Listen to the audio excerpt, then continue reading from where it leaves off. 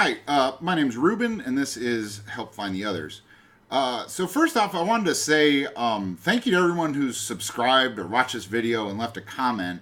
And I'm sorry that I kind of ghosted. I put up, I was real motivated to start this channel, and I recorded 2 videos, and I started the channel and posted them, and then just kind of life got in the way. I'm sorry. I know I saw the comments, and some people thought maybe something bad happened to me. Nothing bad happened. It's just that I'm a stay-at-home dad, and I just really, between staying home with my younger son and volunteering at my older son's school and sports and all the things that go around being a parent to little ones that still need you. My time to myself to sit in front of a camera and talk is pretty limited, and making new videos to post really just kept getting pushed further and further down my to-do list. But I got an email the other day from one of you that was really touching and really showed the beginnings of the interconnectivity that I wanted to promote with this channel, and I hope this I can maintain this, but it really lit a fire under my ass to keep this up and make it more frequent. So sorry to anyone who enjoyed my videos and was like, oh, I wish you'd do more. I'm gonna try and put out more and make this more frequent and connect with people more. This story is a prequel to my other video I posted, basically. I'll link that video in the description in case someone watching this hasn't seen my other video, but I have a video where I talk about doing 5 dried grams in silent darkness of psilocybin mushrooms, a la Terrence McKenna. And I talk about how at the end of that, I had an experience involving the flaming lips that was very personal to my life, but also said that, leading up to that, they've been a big part of my life for quite some time. Well, this story is a prequel to that because this is when I became, intertwined with the Flaming Lips. My life just, became one with their music. They're, probably my biggest influence and inspiration. Definitely when I'm on psychedelic drugs. They're the #1 band I listen to. But in the rest of my life, they've been very important to me. So, anyway, this story takes place at the 2007 Bonnaroo Music Festival in Tennessee. The drug that I was on was MDMA, or Molly. Little disclaimer, though. I'm talking young and dumb festival drug purchase, okay? I didn't have a test kit, right? I don't know how much I took. I took a pill of a white powder that a dude was saying, Molly, and, I asked, is it pure? And he said, yeah, it's pure shards, man. So, yeah, and I said, I'll take 2. Okay, so I'm not condoning buying drugs that way. That's very reckless, but we've all been there when we were young and dumb, and that's what this was. So I had done Molly before. I've done Molly since. This is consistent with all the other experiences. So other than not knowing what it was cut with, I don't think it was some sort of research chemical. I think, it was mostly MDMA or MDA. I can talk about those two in another video. I guess there's a difference between MDA and MDMA, and sometimes you're getting a mixture, sometimes you're getting one and the other. I don't know. Anyway, it doesn't take away from the story, though. But that's my disclaimer, is don't buy drugs that way. It's not safe. I don't suggest it. But here's my story, okay? So I went to the festival. I'd been to all the years before that. This was the last Bonnaroo Music Festival I went to. And I went with different friends every year or whatever. But in '06, and then this last year that I went, '07, I went with my girlfriend. Now, we were not... I had been, in my teens and early 20s in college, and then dropping out of college, had been very much into a lot of different psychedelic drugs, a lot of different non-psychedelic hard drugs. I mean, I'd been through the whole gambit of drug use and abuse, and was very well versed in all of it. My girlfriend was not. She had, smoked weed at parties. That's about it. I bet she could count on her hand a number of times that she smoked weed during the day. Like, it's just, like I said, like just a while drinking with other people, partying, smoking weed kind of thing. And very, very limited psychedelic usage. And that's about it. And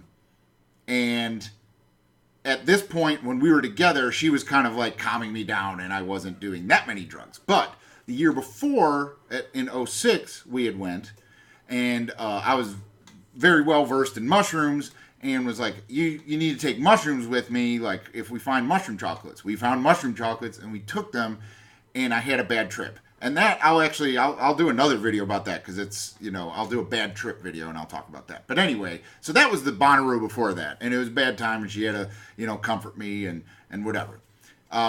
So this next year that we went to Bonnaroo, I was kind of just getting into the Flaming Lips. I had, got into a couple of their albums and was like, they're pretty good. And I saw they were playing one of the main stages and was like, hey, we should go see them.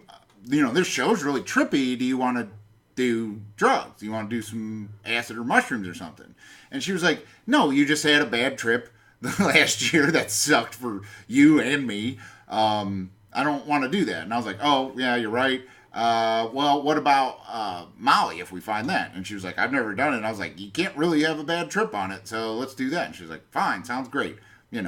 So, and like you do at a music festival, walk around the parking lot long enough, you're going to hear someone saying Molly. So I buy 2 pills. And then we go down to the stage where the Flaming Lips are going to play, or we take the Molly, and we're waiting for it to kick in. We go down to the stage. And as it's kicking in, everyone at a Flaming Lips show is so happy and positive and everything. And there's always people wearing costumes and stuff. And we're just kind of like laying in the grass. And it was just really, really peaceful. We're just kind of sitting there like making some friends and whatever. So, and it's great, right? Now, let me tell a little backstory of what was going on in my life at the time. At the time, I had dropped out of college. I was working as a pest control technician. There wasn't much going on in my life except for 2 things. One was this girlfriend who I loved. Our families were similar. Like I felt like I could, if I wanted to get married, that I could marry her, but was kind of on the fence because the other part of my life that I wanted very badly was to be a musician. Not rich and famous or whatever, but just like that's what I want my career to be. I want to be a studio musician and tour with bands and whatever. I didn't really care about money. I just, I liked that whole lifestyle and everything like that. I also knew that's very hard to be married, and do that. So that was like kind of a strain on a relationship because like, I was like, I don't really want to be tied down, but I really, really love this girl, And then, so also what happened prior to Bonnaroo, maybe like a month or 2, I can't remember, but my band broke up. I was in a band that, was kind of doing really good around town, really well respected, and we wanted to take that next step and start touring like regionally and, just kind of promoting ourselves outside of people that already knew us, right? So the problem, though, was that we had a really terrible band name. And I don't need to rip on the band name, so like I won't say what it is, but it's it just like sounded weird, and you had to explain how it was pronounced, and like it just, like everyone around town was like, yeah, they're cool, that's great, they're great musicians, but trying to promote yourself to someone who has no idea who you are is kind of like, I don't know, I don't want to put that on a poster, like that's stupid, like no one's gonna know what that is, So it was a lot of tension in the band, and we ended up breaking up. Maybe there was other influences, but we ended up breaking up because of the name. But after a big band fight, we changed our name, and we changed our name to well, okay, I'll come back to that. The other thing that was happening with my girlfriend, this is for the sake of storytelling. I gotta try to time this right. So anyway, so what's happening with my girlfriend at the time is the band breaks up. I'm like kind of depressed. I just start drinking. I like don't know what I'm gonna do with my life. Blah blah blah. You know, and she's like, "Well, go back to college." And I was like, "Yeah, whatever." You know, blah blah blah. And she's like, "Well, you know," and we after having arguments and stuff like that, we were saving up money to do something. I bought an amp with it, even though my band just broke up, and like we got in a big fight. And basically, she gave me an ultimatum, like, "Listen, start doing the steps to go back to school and do something with your life, or like I can't wait around for you," you know. And so I started, we kind of broke up for like a week maybe, or didn't see each other, and then I was like, I can't lose my band and my girl, even if I don't know if I want to get married. Like, I gotta like at least start going back to school. Like, oh, maybe I could figure something out from there, you know, or whatever. So I started going back to school. We got back together. It was good, but I was still like a little uneasy because I'm like, I don't know if someone's gonna give me an ultimatum like this because they want me to give up on my dream. Like, maybe I don't want to be with them. And then the other part of me is like, well, dreams are stupid. Like, life is what matters, and reality's hitting you, and it's right here, and family's what's, and it's like I had these two parts of like, I don't know what to do, you know. So while I probably didn't need drugs to figure that out, I probably whatever. I do think that this experience with Molly helped me, and so like I'll explain what happened. As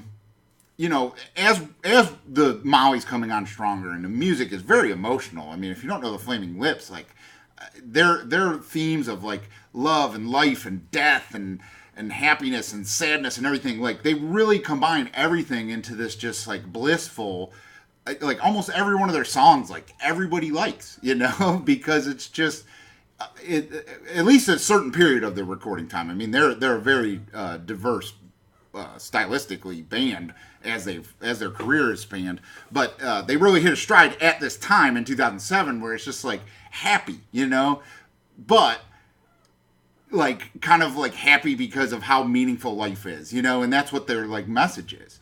And so like my wife and I are like holding each other, we're listening to the song "Do You Realize," and it says like, "Do you realize you have the most beautiful face?" and the other lyric is don't you know that someday everyone you know will die, and instead of saying your goodbyes, let them know you realize that, and it's like, I mean, it's just these like intense lyrics that we're like in this moment with like, MDMA does this where it's just like this like surge of positivity. And I could see where some people say, oh, it's just a drug, it's synthetic, that's why, blah, blah, blah, it's making these false emotions. But it's like, it's important to like have moments to completely block out negativity. And if you can't do that with your brain power alone and meditation and things like that, sometimes you need a drug to do that. And that's where Molly's good. And it's not psychedelic in the fact of like it teaches you something. It's just very therapeutic in a psychedelic way. So like it's weird. MDMA is like a different, like it's on the fence. It's visuals, like there's very little visuals. Usually when I do Molly, I have like kind of like maybe a 10-minute period at a peak or whatever where there's like kind of visual alteration, but it's nothing like mushrooms or acid, You're never going to see something that isn't there. It's just everything's going to look like kind of cartoony maybe or something. And I had that during that song, "Do You Realize," where like, I had been behind her, like holding her, and she like turned around, we were like staring in each other's face, and during this like really emotional song and period in my life, and then the drug kick, peaking and everything. And I did see that in this visual, everything, all the people in this whole concert just became nothing. Like they were, nobody there, and it was the Flaming Lips and my girlfriend, right? And it was like, oh my God, they're like talking to me and you. They wrote this song about me and you. All the things we worry about, all the things, none of this matters. We are all that matters. We need to be together. Our lives go forward together as one from here on out. And I really, really felt that. And, just this insane, like, love that has lasted from, then till now, because later that summer, after that concert, maybe a couple weeks after Bonnaroo, I went and bought an engagement ring, and a couple months later proposed to her, and she's my wife now, and so, like, I don't know. For some people to say that, like, on MDMA, you have these lovey-dovey feelings that aren't real, well, that kind of insults me because, like, that drug solidified and confirmed, like, the direction I needed to go in my life towards love. And this woman was my soulmate, and it reaffirmed it and connected me, and I've never doubted it since, so I don't know. If someone out there leaves a comment saying, like, oh, it's all, love on Molly is fake and blah, blah, well, I don't know. I in my experience, it's not. So I understand if someone had that experience, and maybe that would be someone, that they fell in love with on Molly, but they didn't even know him before then. Maybe that's, I don't know. Regardless, another thing happened at this concert that, like, I'm having that thought, right? Like, as the only visual, like, hallucination I have of, like, us being by ourselves at the concert is happening, I'm like, okay, like, I need to propose to her, like, that's what I'm going to do. I'm going to marry this woman. I totally had that feeling. And then I'm also thinking, I'm like, did the Flaming Lips, like, know that they needed to, like, they're writing this, they're singing this song for us, like, are they in my head? Are they in my life? Like, what's going on, And I'm, like, having that thought after the song's over and we're watching the rest of the show and it's trippy and everything. And then, to go back to my band, right? I said that we changed our name to play one last show, right? And, we had gotten in a fight and finally convinced people, like, okay, let's just try a different band name. Maybe that'll work. We got a show booked. Let's play it as a different band name. And then we were doing the whole trying to come up with a new band name thing. Well, at the time, I really liked the Sticky Fingers album by Rolling Stones. And I was listening to that a lot. And I liked a song on there called The Moonlight Mile, or Moonlight Mile. And I was like, that'd be a pretty cool band name, The Moonlight Mile. Like, I like that, and it's kind of an obscure Stones song, so it's not like, we would sound like a Stones cover band or anything.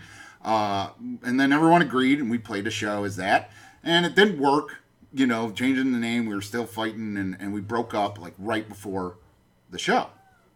And it's like, okay, well, whatever, But I did like that band name, And so, the rest of the Flaming Lips show goes on, and I'm like, I'm going in and out of, like, my, like, focus on this love of my life that I'm holding and everything like that. But I'm also, because of the way, like, their lyrics are and how they think about life and the meaning of life and everything, I'm also thinking about music, and watching them, and, any musician that watches a really good band gets jealous, and I'm like, oh, man, I wish I could be in a band like that. I wish, like, oh, man, I wish music worked out. I'm thinking all these thoughts, And then so the show ends, and they go, hey, Bonnaroo, thanks for having us. We learned a song just for you guys, and we want to play it. Is that okay? And everyone cheers, and they're like, okay, this is going to be our last song, and we've never played this before, but here it goes.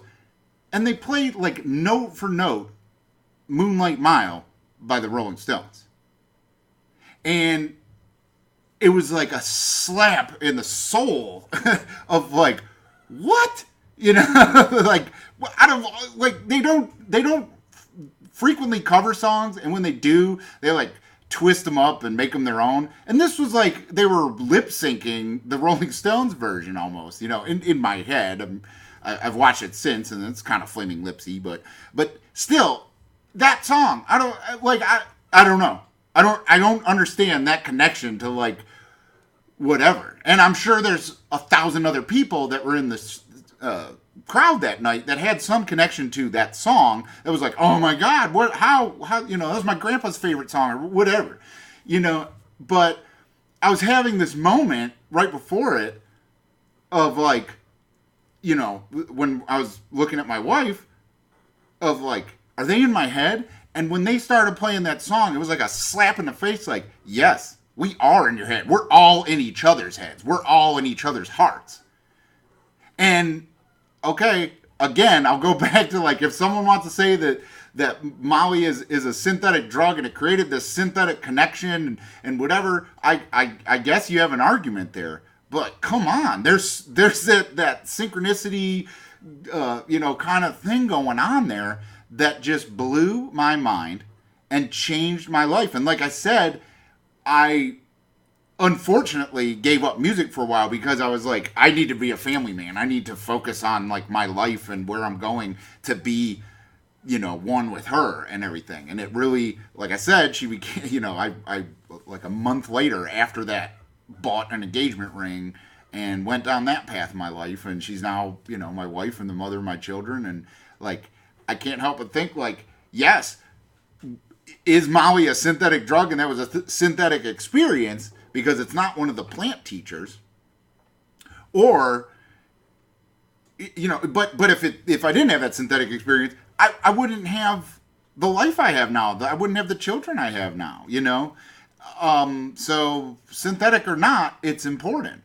And so that's basically that story. And how that leads up to, like, since then, anytime I've done a psychedelic, like, I've listened to Flaming Lips, like, they're like a spirit animal in the music world for me.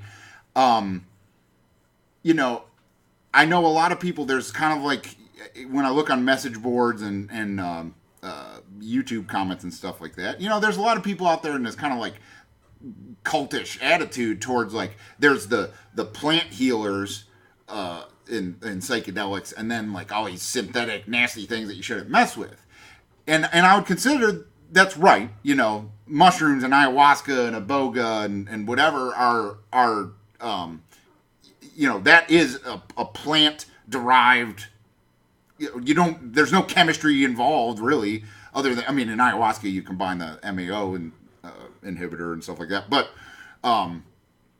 you know, the plant spirit is involved in the psychedelic experience or the healing or whatever is taking place in your experience. And then there's what I would consider to be psychedelic pharmaceuticals, which would be LSD and Molly, which do have a derivative that is plant-based. And if psychedelic experiences are formed from the spirits of plants or whatever, maybe that exists through the process to make Molly and LSD, but still they're synthetic, they're human derived and whatever.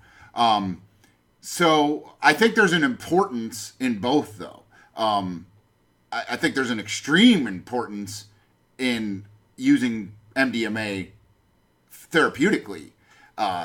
You know, recreationally it's fun or whatever, but you know, how can you be any different from a doctor prescribing Xanax and stuff like that, and then, you know, people are mixing it with alcohol and driving and stuff like that? How's that any different from someone can get a prescription of Molly and sit in their house and fall in love with their life or their wife all over again? You know, I think like it's a, for most of the psychedelic drugs and stuff like that, it's a shame that they're not legal. But Molly, it's really, really, really a shame it's not legal, because, you know, you could make it so that it's safe and the dosage, you know, make it so that you can only get one dose at a time or whatever you could do legally for the framework. I really do think Molly has a place in the next wave of therapy that needs to happen involving psychedelic usage, and Molly is right up there with it. And I've had a lot of experience with it since. I've had a lot of experience with it before that. But this story at Bonnaroo was definitely the most meaningful that I've had, and has given me, like I said, not only like the respect of the Flaming Lips, but it's given me a big respect for MDMA. And yeah, I think that's all I have to say about it. So anyway, again, sorry this video is that long. Sorry that there's such a break in time on this channel from my last video to now. I'll try and do more videos and get those up. But in the meantime, subscribe, like, spread the word, leave a comment, email me at helpfindtheothers@protonmail.com. And I look forward to talking to people and meeting more people. Thank you guys. Bye.